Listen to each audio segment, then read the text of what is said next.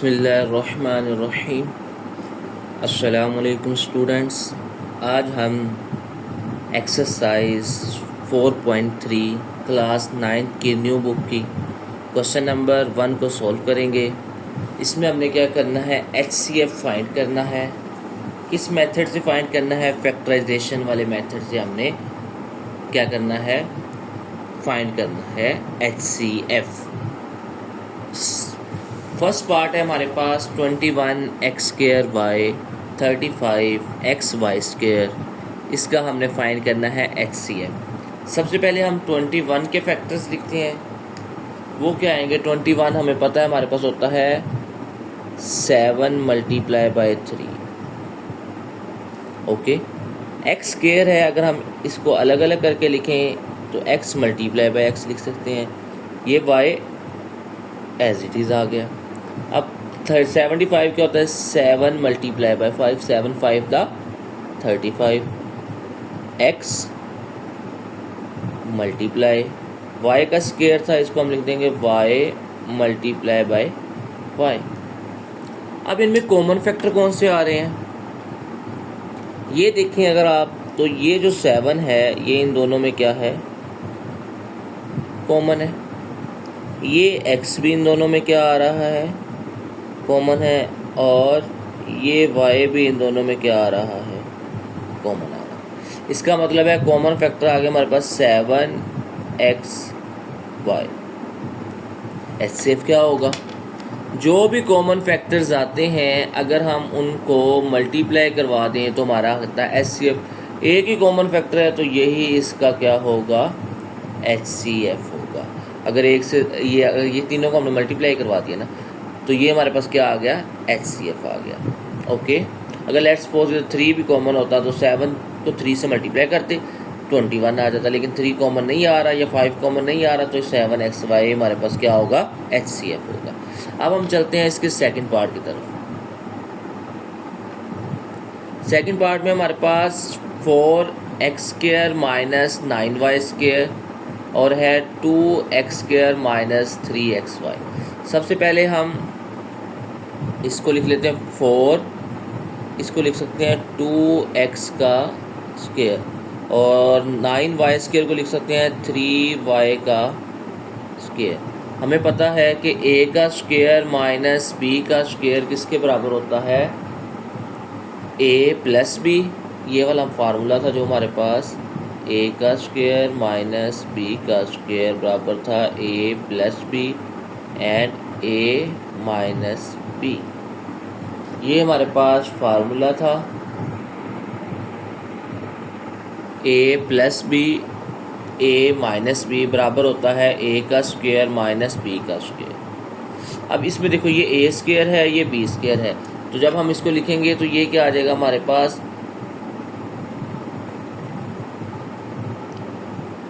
a + b। इसमें a है हमारे पास 2x, b है 3y। इसे एक बार प्लस में लिख दिया और एक बार माइनस में लिख दिया। अब इसी का ये आ गया हमारे पास 2x² - 3xy।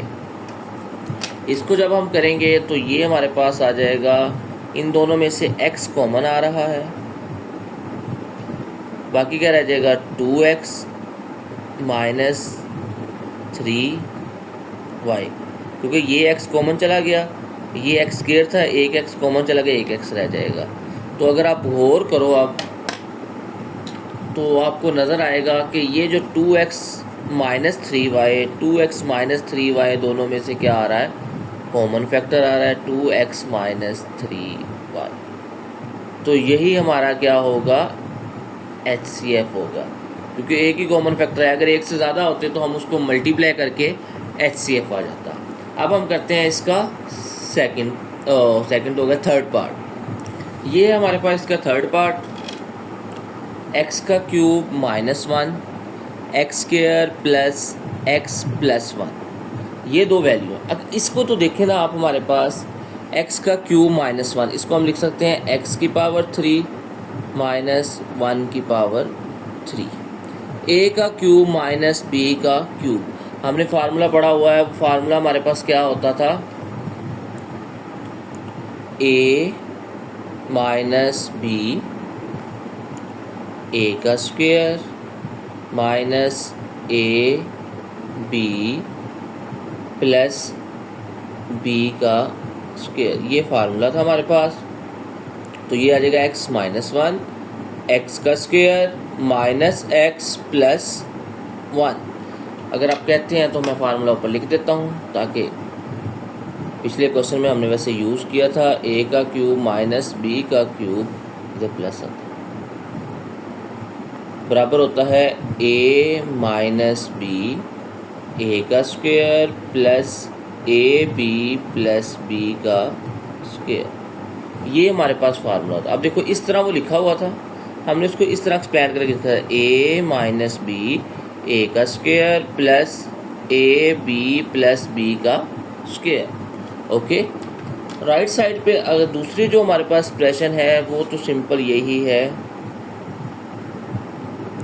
ये वाला x square plus x plus 1। ना इसकी मिड टर्म ब्रेक हो रही है, ना इसका कोई फार्मूला लग रहा है, लेकिन कुछ भी नहीं हो रहा, लेकिन एक चीज़ हो रही है कि ये वाला और ये वाला फैक्टर सेम है। तो इसका मतलब कॉमन फैक्टर हमारे पास क्या आ जाएगा, x square plus x plus 1। तो यही हमारा क्या होगा, HCF होगा। तो ये हमारे पास आ जाएगा आंसर इसका। अब करते हैं फोर्थ पार्ट में हमारे पास a का cube plus 2a square minus 3a, दूसरी वैल्यू है a का क्यूब 2a का cube plus 5a square minus 3a। पहले हम इस एक्सप्रेशन को सोल्व करते हैं, फिर हम दूसरे को करेंगे। अब अगर इसको देखें आप, तो इन तीनों में से क्या चीज़ कॉमन आ रही है। पहली तो बात a कॉमन आ रहा है जनाब। जब a कॉमन लेंगे, ये a का क्यूब था, क्या रह जाएगा, a का स्क्वायर प्लस 2a माइनस 3। अगर हम इस सेकंड पार्ट की तरफ चलें, इसमें भी a कॉमन आ रहा है। जब a इसमें से कॉमन लेंगे, इधर भी रह जाएगा 2a square plus 5a minus 3। चलें जी, दोनों का एक एक स्टेप हो गया। चलो पहले ये सोल्व करते हैं, फिर वो करेंगे। इसमें हमें मिड टर्म ब्रेक करनी पड़ेगी, a square plus 2a minus 3। 3 1 था 3, हमने दरमियान में ऐसे दो नंबर्स लिखने हैं जिनको मल्टीप्लाई करें तो 3 आए, लेकिन प्लस माइनस करें तो 2 आए। सिंपल है, plus 3a minus a minus 3, इन दोनों को मल्टीप्लाई करेंगे तो 3 आएगा, लेकिन 3a में से a माइनस करेंगे तो 2a आ जाएगा। तो इसका मतलब है पहली दो वैल्यू में से क्या चीज़ कॉमन आ रही है, a कॉमन आ रहा है, क्योंकि दोनों में a है। तो a प्लस 3 रह जाएगा। इन दोनों में से -1 कॉमन आ रहा है, क्योंकि दोनों में माइनस था, तो ये रह जाएगा a प्लस 3। अब देखो a प्लस 3 कॉमन आ गया, तो बाकी क्या बचा, a माइनस 1। तो ये हमारे पास ये वाली साइड क्या होगी, सोल्व होगी। अब हम इस साइड को सोल्व करते हैं। इसको सोल्व करने के बाद फिर देखेंगे दोनों में क्या चीज़ कॉमन आ रही है। जो कॉमन होगी वो हमारा कॉमन फैक्टर होगा, वही हमारा HCF होगा। चलें, इसमें भी हम फार्मूला बनाते हैं। 3 2 6, दरमियान में ऐसा नंबर लिखना है जिसको मल्टीप्लाई करें तो 6 आए और माइनस का 6 आए, लेकिन अगर हम प्लस माइनस करें तो 5 आए। ये आएगा 2a square plus 6a minus a minus 3। देखो ना, अगर हम 6 में से 1 माइनस करेंगे तो 5a आ गया, लेकिन 6 को 1 से मल्टीप्लाई करेंगे 6 आ जाएगा। ओके, तो अब इसमें से भी ऐसे ही इसकी मिड टर्म ब्रेक होगी। तो पहली दो वैल्यू में से क्या कॉमन आ रहा है, पहले में से तो 2a कॉमन आ रहा है।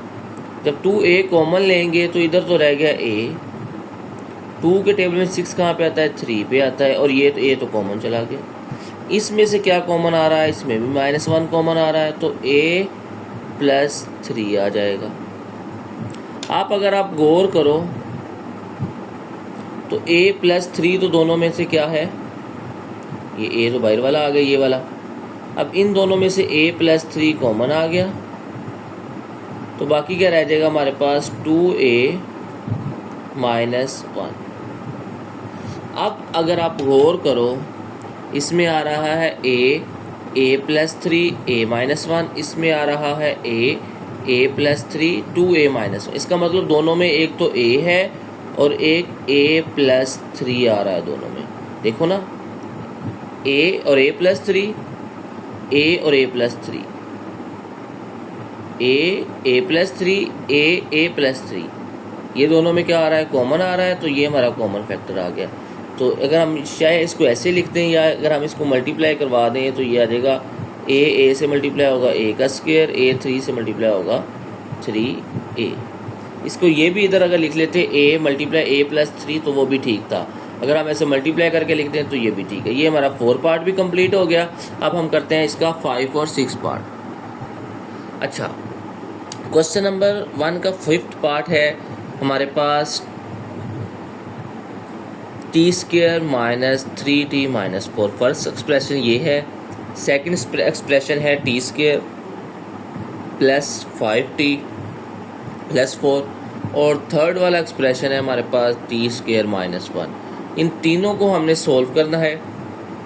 फिर देखते हैं इन तीनों में से कॉमन फैक्टर कौन सा आता है, वही हमारा HCF होगा। सबसे पहले फर्स्ट वाले को सोल्व करें, t² - 3t - 4। इसकी मिड टर्म ब्रेक करनी है। अब इसकी मिड टर्म ब्रेक क्या होगी?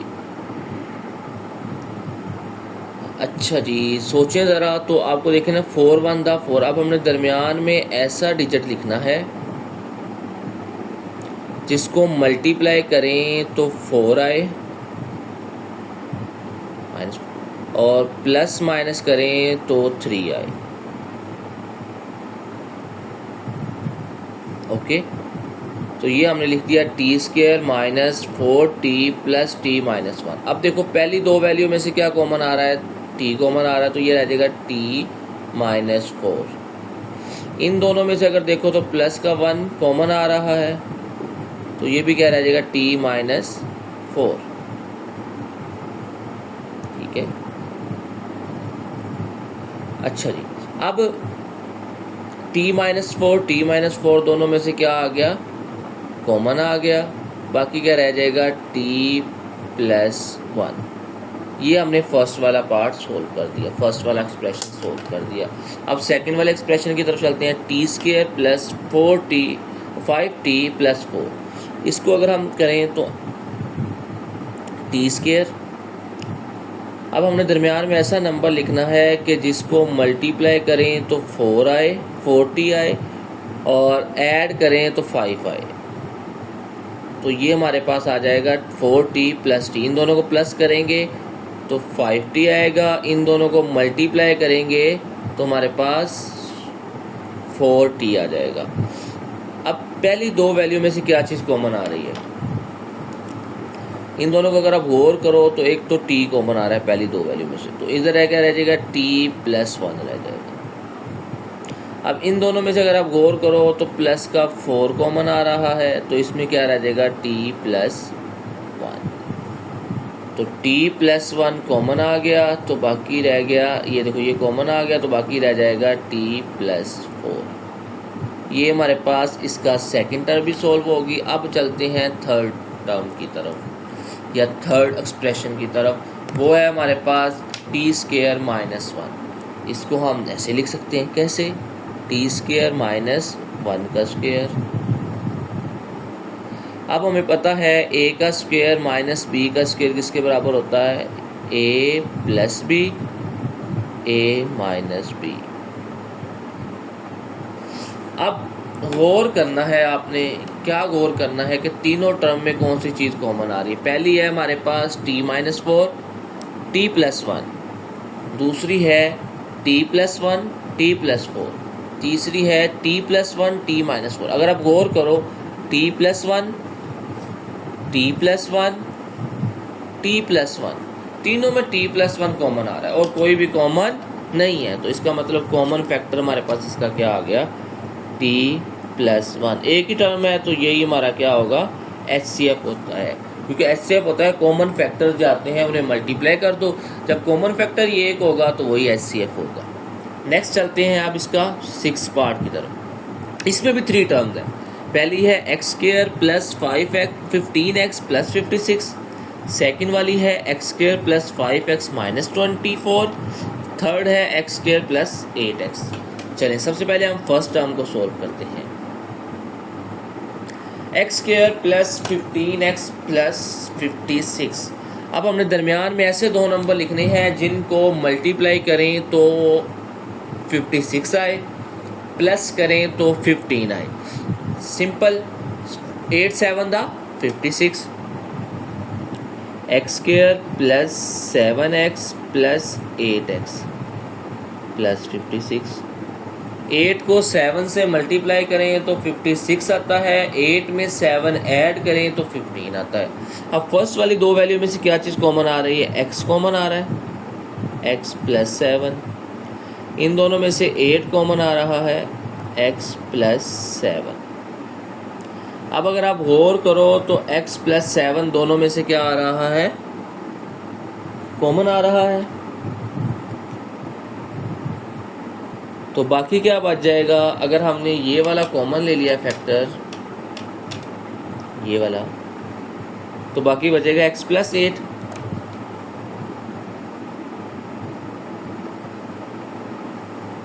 चलें अब हम सेकंड टर्म की तरफ कर चलते हैं क्योंकि फर्स्ट तो सोल्व हो गया। x² plus 5x minus 24। तो ऐसा नंबर लिखना है जिनको मल्टीप्लाई करें तो क्या आए? 24 आए, लेकिन प्लस माइनस करें तो आए 5x। 8 3 का क्या होता है? 24 होता है। 8 में से 3 माइनस कर दें तो हमारे पास क्या आता है? 5x आता है। अच्छा जी, अब पहली दो वैल्यू में से क्या चीज़ कॉमन आ रही है? इसमें तो x कॉमन आ रहा है, तो बाकी क्या रह जाएगा? x plus 8। ओके, इन दोनों में से देखोगे अब 3 कॉमन आ रहा है, माइनस भी कॉमन लिया इसलिए इन दोनों के साइन प्लस के हो जाएंगे। दोनों माइनस के थे, प्लस के चेंज हुए क्योंकि बाहर माइनस कॉमन लिया। 3 के टेबल में 24 कहाँ पे आता है? 8 पे आता है। अब x प्लस 8 तो कॉमन आ गया, बाकी क्या रह गया? x minus 3। अब इसके थर्ड एक्सप्रेशन की तरफ चलते हैं। x दोनों में से कॉमन आ रहा है तो ये रह जाएगा x प्लस 8। चलें जी, अब आपने गौर करना है कि तीनों, इसमें पहले में थे x प्लस 7, x प्लस 8, दूसरे में थे x plus 8 and x minus 3, तीसरे में थे हमारे पास x और x प्लस 8। इसका मतलब है कॉमन फैक्टर कौन सा आ रहा है हमारे पास? कॉमन फैक्टर वो आ रहा है हमारे पास x प्लस 8। अब HCF क्या होता है? कॉमन फैक्टर्स को मल्टीप्लाई करवा दें, एक ही कॉमन फैक्टर है तो यही हमारा क्या आ जाएगा? HCF आ जाएगा। तो हमारा क्वेश्चन नंबर 1 के 6 पार्ट कंप्लीट हो गए हैं। कल हम इंशाल्लाह इसका एक्सरसाइज 4.3 का क्वेश्चन नंबर 2 करेंगे। आज के लिए इतना ही काफ़ी है। ओके बेटा, अल्लाह हाफिज़।